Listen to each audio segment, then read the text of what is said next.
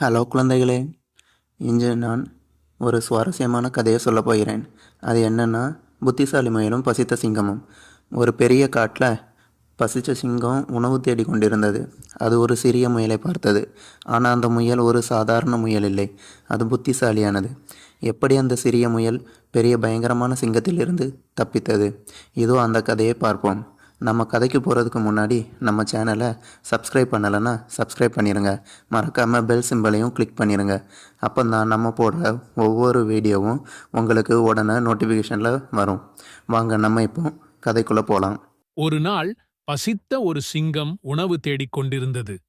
அது ஒரு சிறிய முயலை பார்த்து, "நீ எனக்கு உணவாக இருக்க வேண்டும்" என்று கூறியது.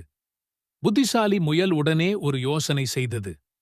"ஓ மகா சிங்கமே, ஒரு கிணற்றில் இன்னொரு சிங்கம் இருக்கிறதாம். அது உங்களை விட வலுவானது" என்று கூறுகிறது. சிங்கம் கோபமடைந்தது. அவன் எங்கே? முயல் ஒரு ஆழமான கிணற்றிற்குச் சென்றது. உள்ளே பாருங்கள். சிங்கம் தன்னுடைய பிரதிபலிப்பை நீரில் பார்த்தது. அது இன்னொரு சிங்கம் என்று நினைத்தது. அது பெரிய சத்தத்தில் அலறியது. மேலும் கிணற்றில் இருக்கும் சிங்கமும் அலறியது.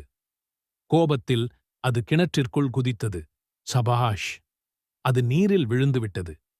புத்திசாலி முயல் மகிழ்ச்சியுடன் தப்பி ஓடிவிட்டது.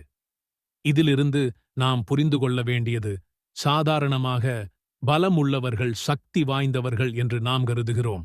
ஆனால் உண்மையான வெற்றி வெறும் உடல் பலத்தால் மட்டுமல்ல, புத்திசாலித்தனத்தாலும் கிடைக்கும்.